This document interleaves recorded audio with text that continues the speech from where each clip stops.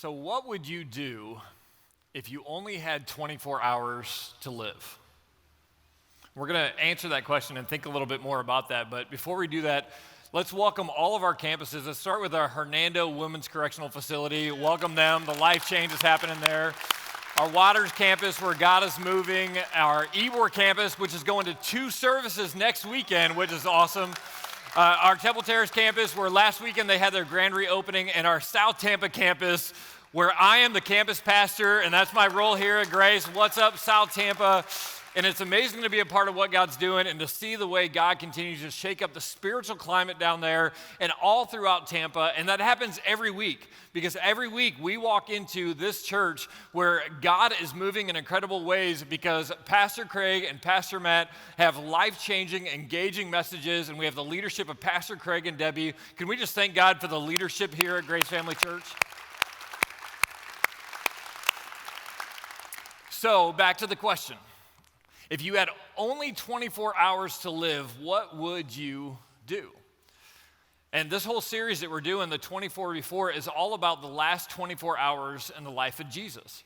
And I've been going around asking people that question. What would you do if you only had 24 hours to live? And really, as I've asked the question of family, I've asked it of friends, I've asked it of different pastors, even here at Grace, really 4 things they have said. They have said, one, relationships. Relationships has been the main one. I would get all my friends together, all the people together, all my family, and I would spend time with my family. The last 24 hours, I would all put my family in one room, which I think if you put your family all in one room for 24 hours, that would be like the last fight before you die, right? Like you just go through that.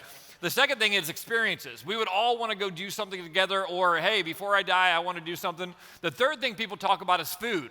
Before I die, I want to eat this. I don't know why we all think about that, but we all think about food. If I only had 24 hours to live, I would eat ribs. That's what I would do, and we have food. And then the fourth thing that people tend to answer is they answer, if I only had 24 hours to live, I would try to figure out a way to make my time longer. In fact, my 10-year-old, I asked him, I said, okay, the way I asked it was, if the earth was going to explode in 24 hours, what would you do between now and then? He said, if I only had 24 hours, I would invent a laser to shoot it at the meteorite to knock it away and save Earth. I'm like, well, that's a productive 24 hours. That sounds amazing. But we all tend to think that way, and it's interesting because when you look into the story of Jesus, you look at it, and he does some of these things. He gets all his friends together, all the disciples together at the Last Supper.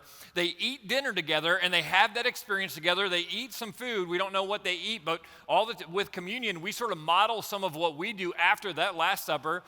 But the thing that Jesus never did that some of us talk about is Jesus, in the last 24 hours of his life, he never seeks to extend his life. He never seeks to make that 24 hours longer, but he had plenty of opportunity to do so. And Jesus, picking up where the story left off last week, Jesus in the garden was praying. When he came out of the garden, he was arrested. Now, the thing that's so interesting about this is because his disciples were with him in the moment, and the disciples at the time, they believed Jesus was the Messiah. And in their culture, they didn't think that the Messiah was just going to be this religious spiritual king, this religious spiritual leader. They actually believed that the Messiah was going to be the physical king of Israel.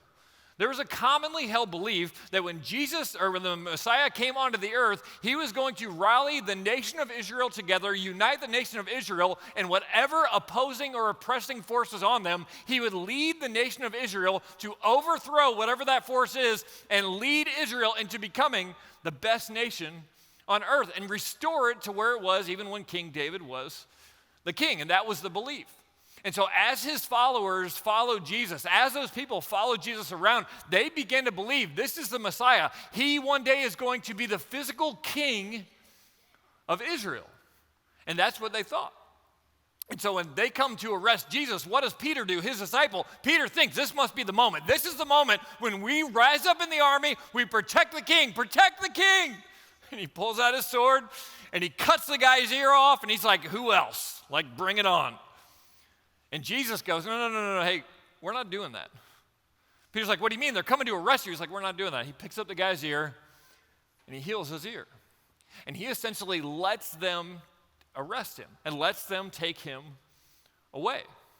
And all the disciples take off, and Jesus walks away arrested, and the disciples walk away confused. Now, if you're a disciple at this time, you think, okay, maybe this wasn't the right moment, but that moment's coming. We believe he's the Messiah, he's going to be the king, and he's going to use whatever's next to become the king of Israel. And Jesus essentially goes through 3 different trials, and in these 3 trials, he could have extended his life, and in these 3 trials, he could have declared himself the king. The first trial that Jesus actually has is they arrest him, and they take him to the high priest. The high priest is the religious leader of the Jews. And if the religious leader of the Jews would have been convinced by Jesus that Jesus was the Messiah, essentially all of Israel would have gone with him. The high priest was the guy that if you had a question about what God said, you would go to the high priest and go, hey, what do you think? And whatever the high priest said was essentially the voice of God. And Jesus, throughout his whole ministry, would walk around and debate with religious leaders and argue with the religious leaders, and the religious leaders would walk away with their tail between their legs. And so the disciples, they follow him around, and this is where Peter's following him around and watching Jesus go into this trial with the high priest. And there's a little bit of this anticipation of what's Jesus going to do, like what's going to happen, because we have seen Jesus do miracles before. What's he going to do with the high priest? We have seen Jesus win these debates before. What's he going to do? And the thought process probably was, if you're the disciples, Jesus is going to say something. Either the high priest is going to lose this debate so bad, all of his followers are going to start following Jesus, or Jesus is going to convince everybody that he is the Messiah and he's the king. And then the high priest is on his side, and then Jesus will lead Israel as a nation. But instead, it says that Jesus says, I have spoken openly to the world. Jesus replies, and he's talking to the high priest.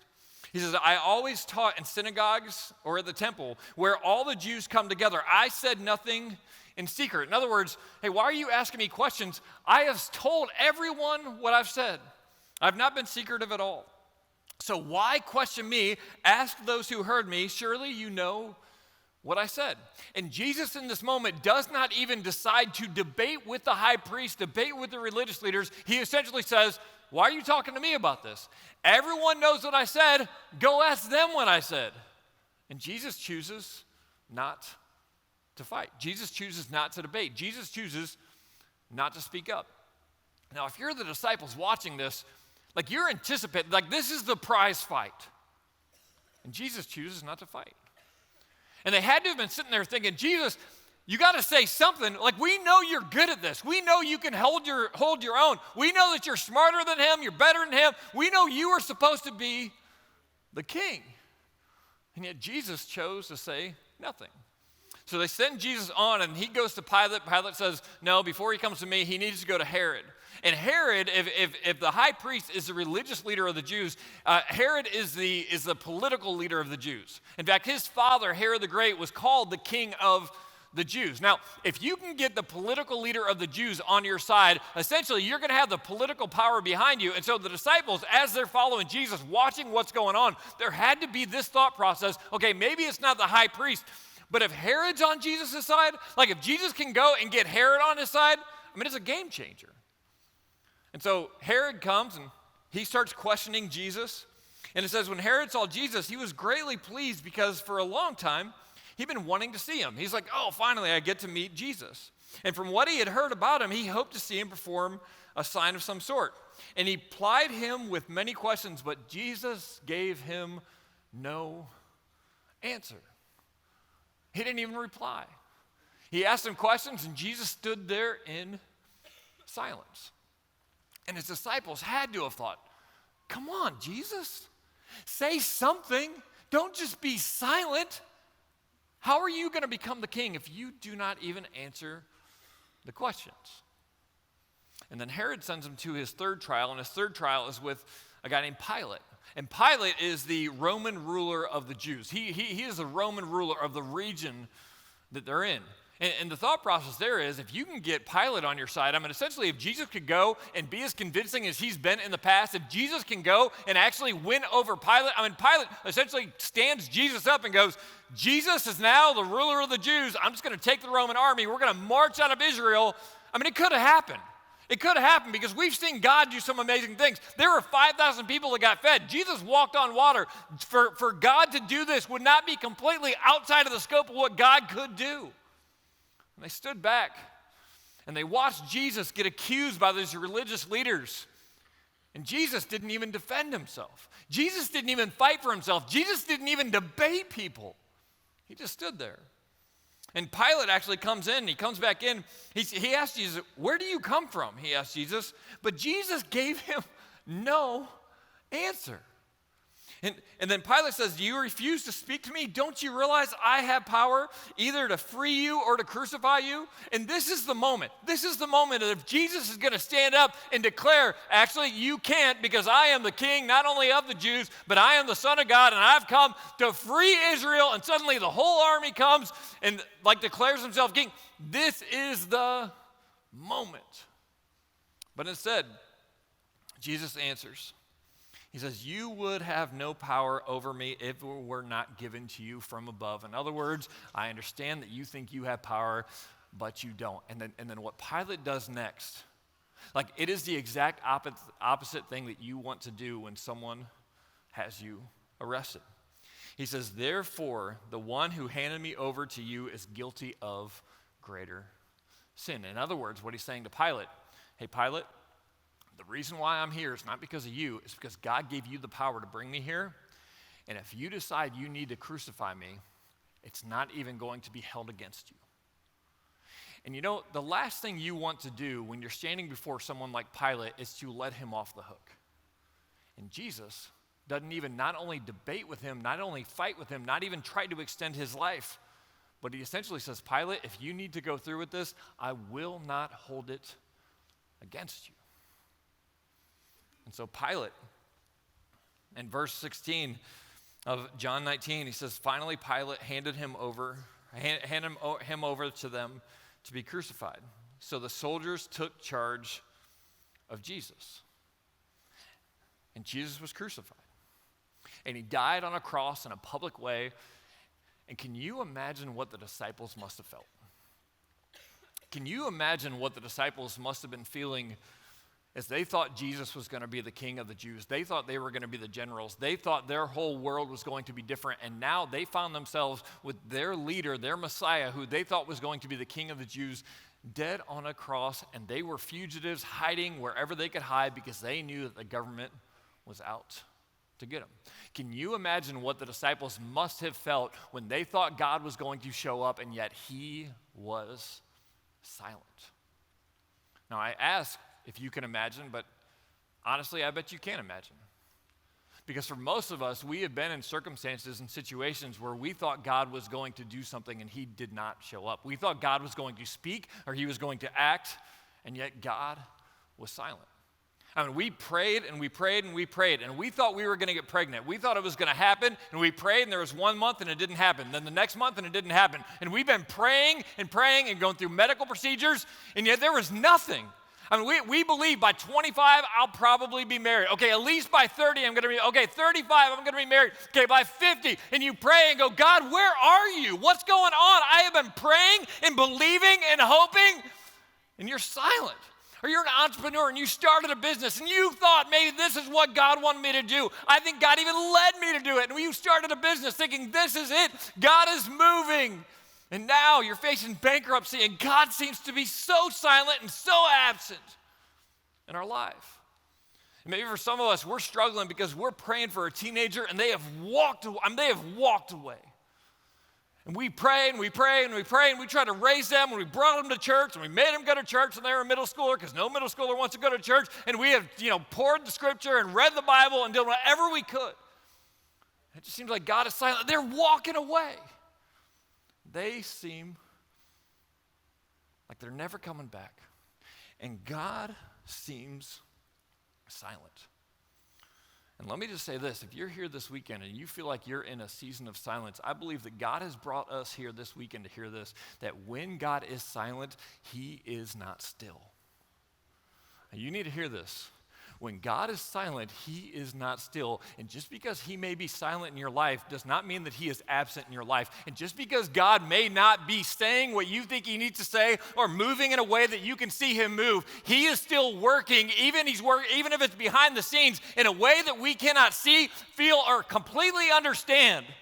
Because when he is silent, he is not still. God is using his silence for his purpose, even if we can't see it.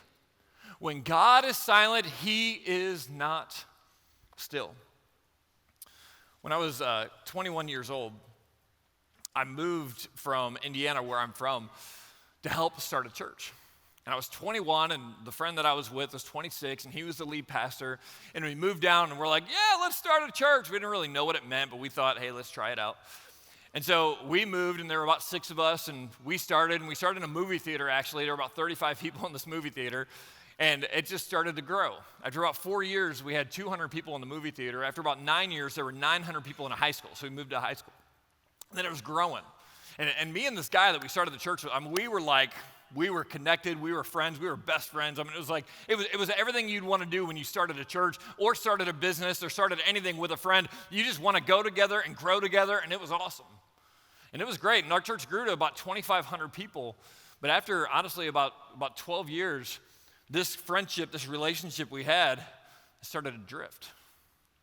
And we didn't know why, and we couldn't figure it out, but it was just this weird deal where we felt like we were separating. And in the separation, anytime you do this in a relationship, there's tension.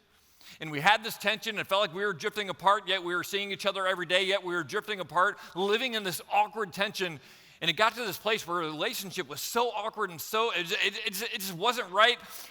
And it was like, I remember there were times where sitting in my car outside of the office, having to give myself a pep talk to go into work. Like, come on, Mike, you can do it. God has called you. Like, let's go. And you don't think pastors do that, but sometimes we do it. I know you do it sometimes, but sometimes we do it too. Give myself pep talk going, maybe, just maybe, and just feeling this tension and this awkward tension of this relationship drifting apart, not sure how to fix it, not sure what to do. And I started going to a counselor because I didn't know what to do. I didn't know how to reconcile this relationship. I didn't know what to do in this situation. I thought it was a forever calling. I'm going to be at this church forever. I thought I was going to be there forever and didn't know what to do. And I'm going, God, where are you? And he was silent. Hey, God, I need you to show up. And we just kept drifting. And it didn't seem like he showed up. And I went to a counselor saying, what's the reason? And the counselor gave me clarity as to what was happening, but it still, nothing happened. And it got to a place where I was going, God, either fix this or send me somewhere else. Either do something, like, I need you to show up. And he was silent. And I went through a period of time, about a year and a half long, where I felt like God was silent. And what I learned, and I think this is important for all of us, if you're in a season of silence, what I learned is that silence requires trust.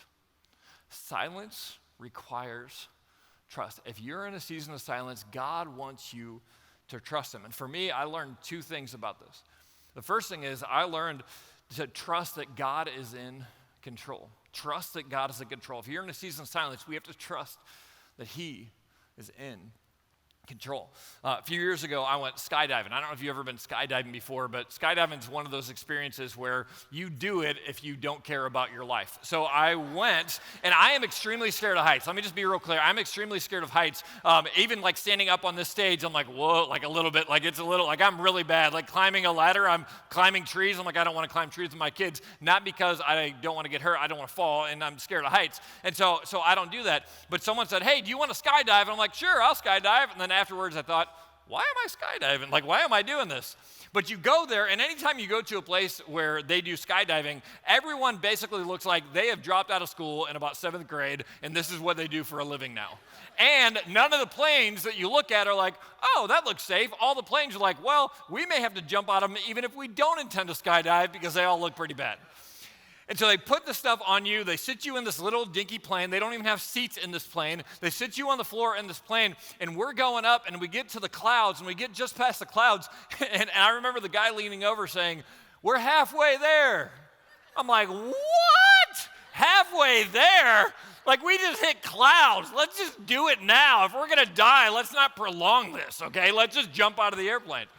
And he says, hey, it's time. And when you've never jumped before, they send you tandem. And what that means is you then, on your knees, turn around, and a guy comes up behind you and straps himself to you, which ordinarily you wouldn't like. But in that circumstance, I'm like, baby, bring it close. Whatever you need to do, whisper in my ear, I don't care. I'm just going to lean in and spoon. And whatever that looks like in that moment, you just do whatever you need to do to make sure that he is tight on your back. And it's awesome. And he says, I'm going to open the door, which you think, and here's the thing. You think, couldn't you just walk away? You can't just walk away, because then that's the story that I'm telling right now, and I don't want to tell that story, right? So he says, you're going to grab onto the straps, and when I open the door, you're going to step out, put your head under, and then I'm going to count 1, 2, 3, and then we're going to jump.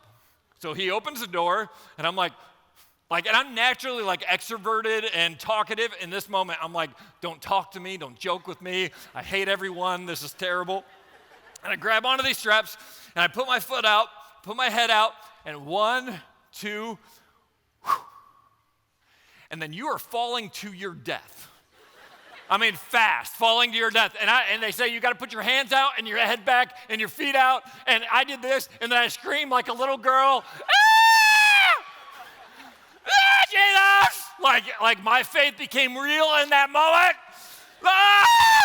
What am I doing? I can't believe it. I hate my life. Why did I?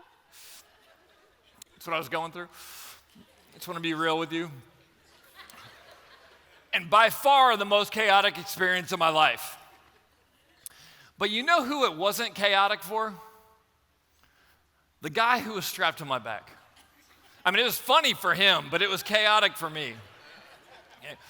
You may be experiencing a season of silence and a season of chaos, but God is strapped to your back. And he's not worried, and he's not concerned, and he's not scared, because he is strapped to your back, and no matter what you feel like you're falling into or falling out of or falling around in, God is there, and guess what? He controls the parachute.